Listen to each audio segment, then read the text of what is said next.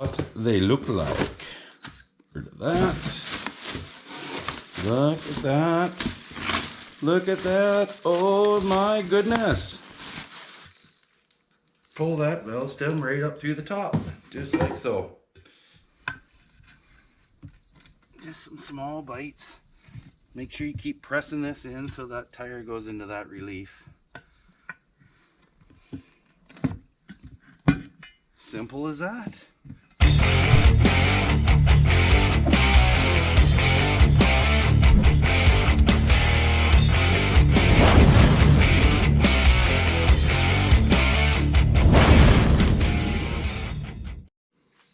Okay everybody, welcome back to the shop. Welcome back to the channel. I got a delivery the other day from these guys. And you can probably kind of, if you're a regular subscriber, you'll kind of be able to figure out what they're for. But these are the traxion. I think they're the x-3 wheel, I think is what they're called. And I got them from Revco. They came in on Friday. But this is what they look like. Let's get rid of that. Look at that. Look at that. Oh my goodness. Oh my goodness. Very light. Very nice looking wheel. Okay, so we got the wheels. And we got the tires. All from Revco. And the lug nuts and the valve stems. All from Revco. I bought my wheels and tires for my Can-Am from Revco, and they came mounted on the wheels. I was a little disappointed when I come home from work and there was some boxes of wheels and the tires were all sitting in the lawn. So it means I got to mount them myself, or I got to pay somebody 20 bucks a piece to mount them, and I still got to cart them somewhere because I don't live anywhere near a tire place. Well, I guess there's one in town, but nobody's open on weekends anyway. And why pay 20, 25 bucks a piece when you can do them yourself? It's really not that big of a deal. You'll break a bit of a sweat, but if you're like me, you sweat in February eating ice cream. So let's get to this. Step number one is to get the valve stems put in these. Okay, so here's your valve stem. I removed the core. I have the little core removing tool. Just pull that core right out. And what I've done here is I have stuck a pop rivet in this, and I will hopefully be able to use the pop rivet to pull the valve stem up through the wheel. Kind of raise things up a bit here. Okay, so you shove this in from the bottom. Get a piece of wood there or something to kind of elevate. Give you some leverage. And just pull that valve stem right up through the top. Just like so. Easy peasy lemon squeezy.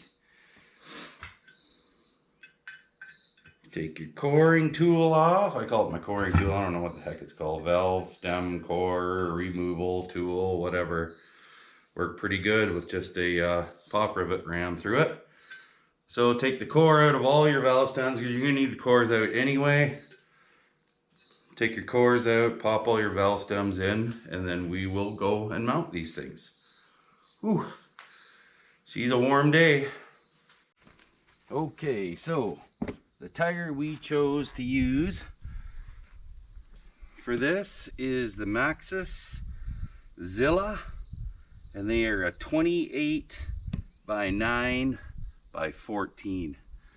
They are super light, and so are these wheels. Those wheels weigh nothing. I know I don't have a battery in my scale, so I really can't get you a weight. I wish I could, but 28x9x14 maxxis Zillas.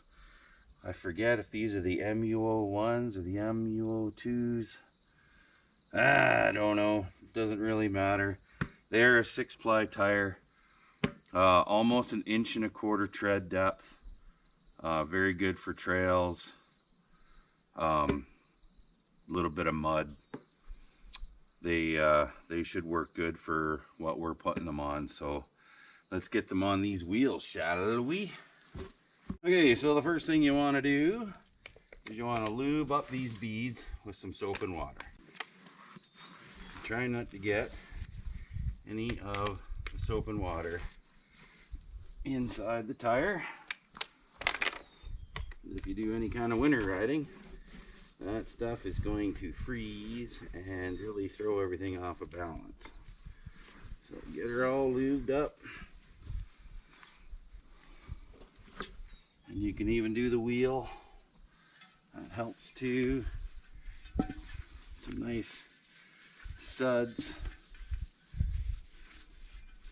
on that wheel. And when you mount a tire to a rim, you always do the shallow side because it has this this deeper impression in it for the bead to sit in, so you can kind of offset everything to get it to slide on a little better. So right now I'm at the beginning of this install, so it doesn't really matter which way I put them. And I usually just kind of ram them on like so. And this can be a little tricky,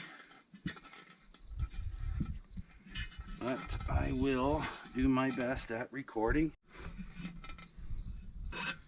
Push it on, try to keep that tire in that relief in the wheel to give it more room. Just kind of push it on the best you can by hand and get something flat. Don't use a screwdriver or you will mark your wheel. So as long as it's flat, it shouldn't mark your wheel.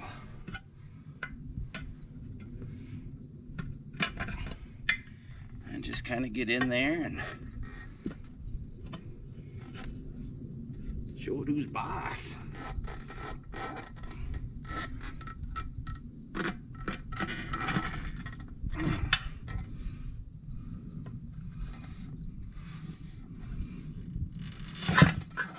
There, just like that.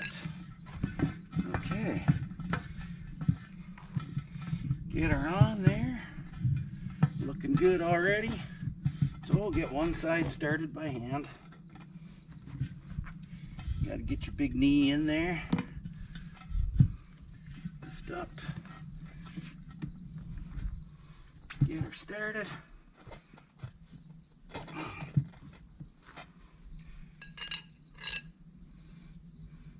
Just take small bites when you're doing this. Don't try to get her done in a couple of shots, because you're just gonna make your day worse. Lots of small little bites.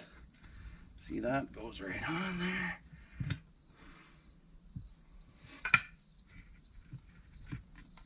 Too big of a bite. Don't force.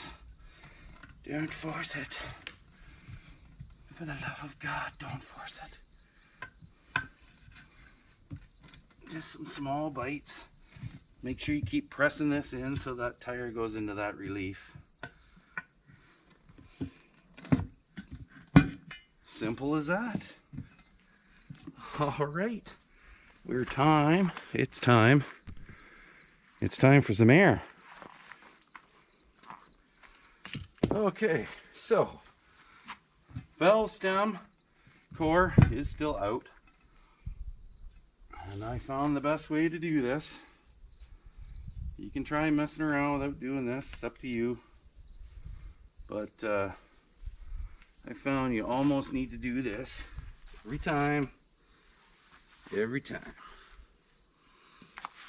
So don't be scared to try this yourself. My dad is 84 years old, and up until about 2 years ago, he would do this himself. Because he's in that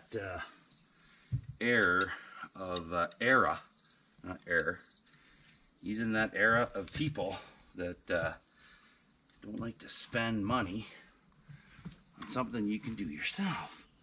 So just put a ratchet strap on it.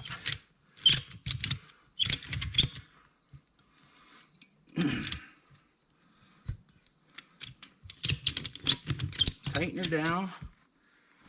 And if you don't have a valve stem core in there, just use the end of your hose, your air line. Just ram it on there. Look at that.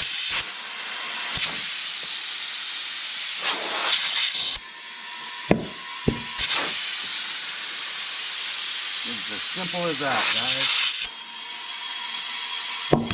There she is. Alright. Let the air drain out of that. Take your ratchet strap off, put your valve core back in, and pump her up the pressure. It is as simple as that. It's not a big deal. You are gonna just give away 80 bucks to a tire shop to do this for you. And I'd rather take that 80 bucks and spend it on a whole bunch of pizza or something. Alright. So let's carry on. We still got 3 more to do. You just got to remember, tires are directional. So do 2 tires pointing this way and 2 tires pointing that way, and that way you're not gonna look like a complete idiot when you get out on the trail with a couple tires bumping backwards. All right, so let's do another one. Rock and roll. Okay, so make sure you got your direction correct. So the first 2 tires I mounted with the points of the treads pointing that way on the top of the bike, or the top of the wheel, I should say. So have to make sure. So I mounted them this way. So now for the other side of the bike, I have to mount them this way. So you got to make sure you get that right. So let's go through the same steps. Let's soak down the beads and ram these on.